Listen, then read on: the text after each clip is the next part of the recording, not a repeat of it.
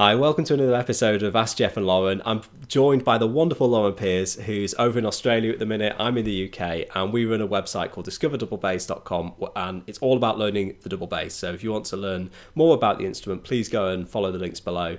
And you can also ask us a question for this series. Just leave one in the comments also below this video. So today's question, Lauren, is from Stephen. And he says he's loving the videos, so thanks for that, that's great. And he's struggling with accurately hitting the notes F and F sharp on the G string just before the 1-octave harmonic.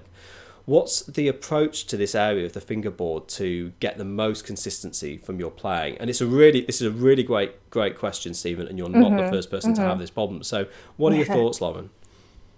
Well, that area is a little bit difficult anyway. It's right at the heel, or it's like right above the heel, but not thumb position yet. Yes. And so the heel is a little bit frustrating because, you know, on the one hand, you have that physical marker where you can always find it. But at the same time, it's a little bit of a stretch because the thumb doesn't always know where to be. And I think for that area, for the F to F sharp, you know, I don't know what fingers you're using. It's going to vary depending on where you're coming from and where you're going. But in general, it's just because of the stretch, I think. And this is a area where I think the thumb could sort of go either way. You know, if you're using, say, fourth finger for that F natural, you could keep the thumb on the back of the heel, depending on where your heel is, and it would be just fine. But if it's a little bit bigger of a stretch, you know, you might want to experiment with moving that thumb over to the side of the neck,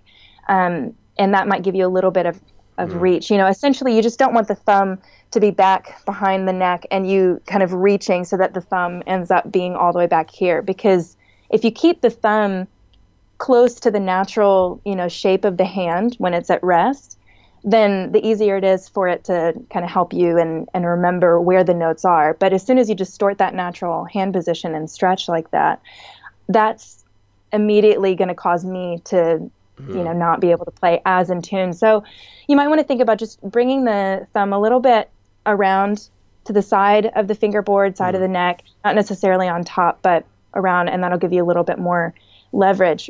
Now, that being said, if you're using first finger on the F or first finger on the F sharp, even second finger on either one of those notes, that's when you might want to think about starting to bring the thumb on top of the board. If you're going higher, definitely, you know, after that note.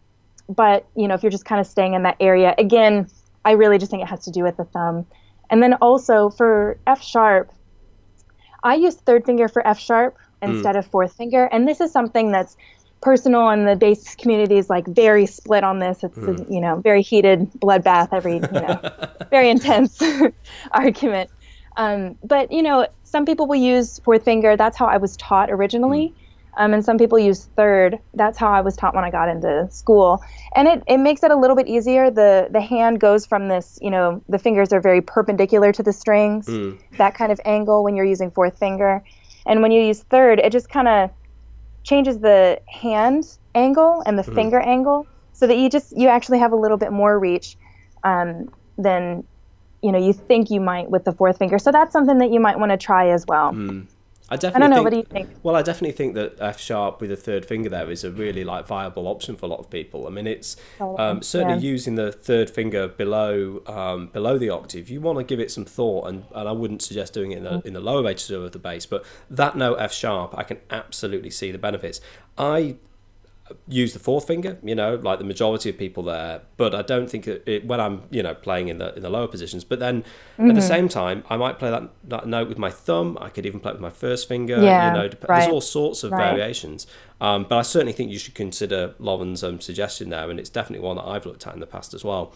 I guess what I would say is that I think with newer students to the instrument, the areas that I see them fall down around with this problem is that they don't really understand the role of the neck heel in terms of, they might understand that you can achieve the note D if they've got a D neck stop, for instance, but they haven't really thought about then moving in semitones from there.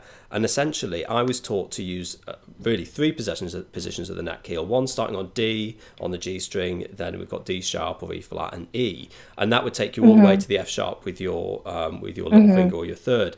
And I think when you start to divide up the neck heel like that, it makes a lot more sense, because some people just kind of hit the D and then stretch and reach for that F sharp, and it's a long way to go. And if you don't really have a clear system there, I think it can be a bit messy. So I would, I'll post a link for a lesson that I talk about that process below, and I would absolutely really you know, divide up that whole section of the bass on each string as well, not just on the D string, of course, as well, the G string, on all of the strings. And the other thing that I'd say, an issue that I see, is sometimes a lot of people just, they kind of reach up for that G note and they play it as a harmonic every time, and they're just kind of reaching up there and sort of hitting it. And there's a wide area that you can hit, and you will be able to sound that harmonic in comparison to the stopped note. And it's one of the reasons why you should be practicing that as a stopped note. In, you know, yes, you should use harmonics, sure. But it's a kind of funny habit where people get up there, they get a bit fuzzy, and then they kind of hit that G, and then that's about it. And the problem, one of the issues, is that you don't clearly exactly identify the spot where the note G is, which means that your understanding of the note F sharp and the adjacent notes, G sharp as well, is another one that a lot of people play out of tune. You know, if you're shifting from a lower position to the note G sharp, you really, for me, I get the landmark for me is the G harmonic area, but you have to be able to play that G as a stopped note accurately every time in order to position yourself accurately on the note G sharp.